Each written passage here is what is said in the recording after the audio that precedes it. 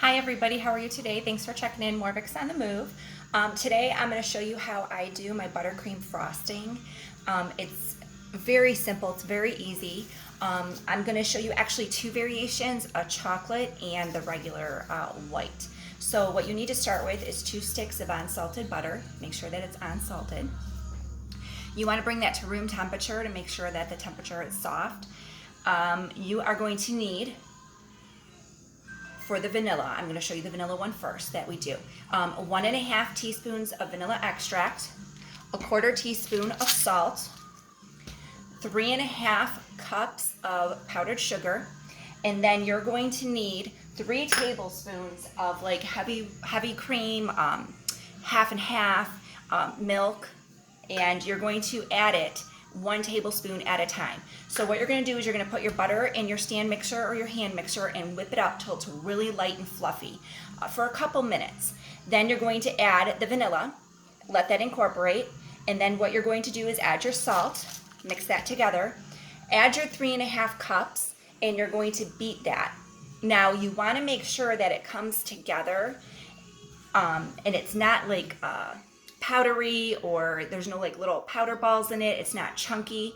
Once it comes together and it's smooth, you're going to go ahead and add 1 tablespoon at a time into the mixer while it's running to incorporate it.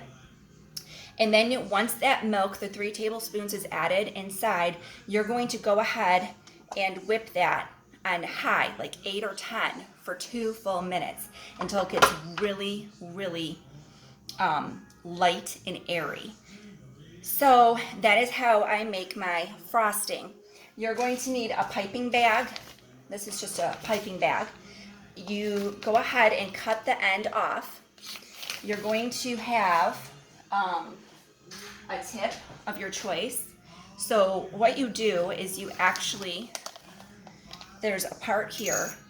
So you're going to cut the end of your piping bag. And there's a plastic piece that's going to come in your kit. There's the first plastic piece actually goes inside the piping bag, and you push it all the way down to the bottom, and then you can see that it's cut and it's inside the bag. Then you take your tip, the design that you want, put it on there, and then you take this other part and you go ahead and screw that on. Okay, that took me a minute to figure out. I was like, what's going on here? I know, right? Then what I do is I go ahead and get a mason jar or a large cup, and I set the bag in there and I pull it down, sort of like shimmy it in there. Then you're going to take your frosting and scoop it inside, and then just shake it about a little bit, tap it down, gravity will work, it's going to fall down to the bottom. Then you're going to go ahead, you can see that I colored this orange. Okay, the frosting would be white if you left it without any food coloring.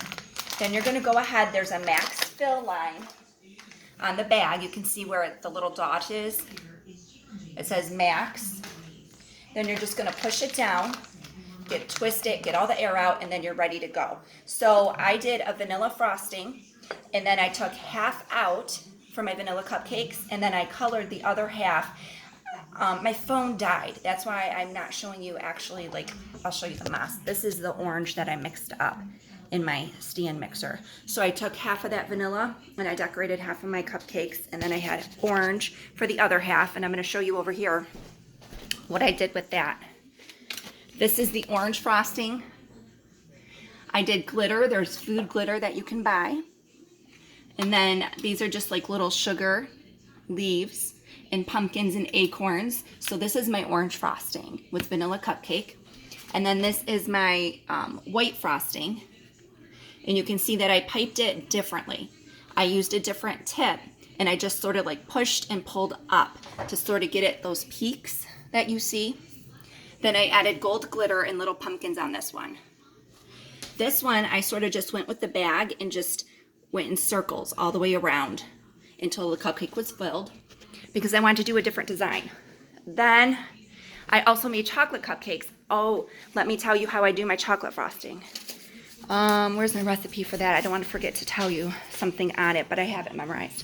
So for the chocolate frosting, you're going to use 2 sticks of unsalted butter, again, softened. Put that in your mixer, hand mixer.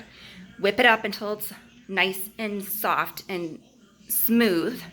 Then you're going to add a 1/4 teaspoon of salt. For the chocolate frosting, I add 2 teaspoons of really good vanilla. 2 teaspoons of vanilla. And then I add 3½ cups of powdered sugar. And then you're going to add 1/2 cup of cocoa powder. Something just fell out the cabinet.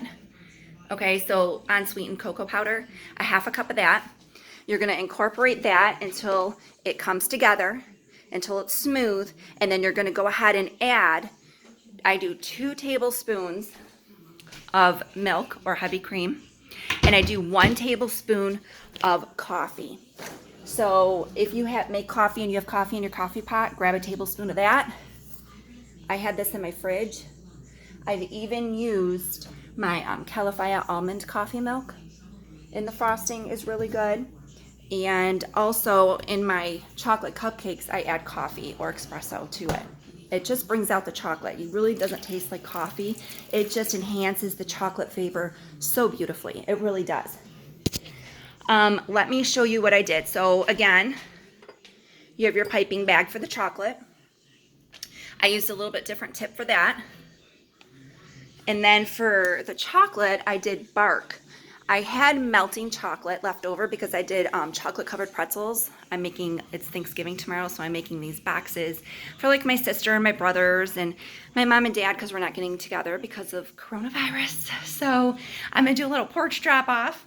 Now to make bark, let me show you here what I did. You can do 2 different things. I had melting chocolates.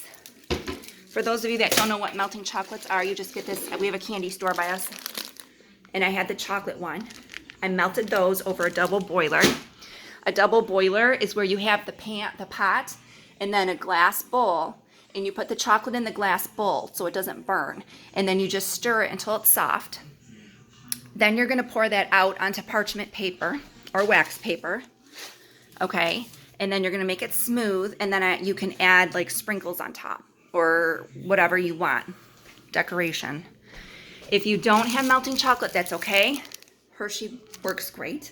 What I do with this is I get a pan and I put a couple inches of water in the pan and I turn it on and I put the whole bar in the pan, in the wrapper. Let that melt. Then once it's melted, like it's really soft, you grab that with tongs, the Hershey bar, cut the corner, and you're gonna just drizzle it on your wax paper, parchment paper, and that's what you can make your bark out of. So let me show you the chocolate. This is the chocolate cupcakes. So it has the chocolate cupcake with the coffee in it. The frosting has a shot of espresso or coffee, and then you can see the bark. Okay, so I added sprinkles to this. You can add anything. So you're gonna smooth out. You can see how this is smooth, how it's thinner, okay, the bark. You flatten it out, then you add your sprinkles to it, and you pop it in the freezer for about 3 minutes. Bring it out, and then you just break it into like shards, different styles. It's just artistic. It's just whatever works. And then I'm gonna go ahead and box this up and deliver it. So this is what I'm doing today, just because baking is my happy place. And I did chocolate covered pretzels. You can see them. We did, the kids and I, we had baking class, and they helped me with Rice Krispies. They helped me with everything. They did. They made the boxes. They helped me make the cupcakes. You can make the cupcakes the day before, just seal them in an airtight container, or wrap them up and then decorate them the day of. This buttercream will melt, it's butter, but that's what I'm doing, and I just wanted to share with you my buttercream recipe. So it's the buttercream recipe, and I think I've covered everything I wanted to share with you today. Yeah, so that's what I'm doing. I think these look pretty good, like a professional bakery, don't they? I'm really happy with how they turned out, and this frosting is delicious. It's really good, and it's not too sweet. It's not overpowering. I don't like too sweet stuff. I don't like that. So it's really, really good. I think that's it. Happy Thanksgiving, and thank you for checking in and seeing how I do buttercream frosting and decorate. Have a good day.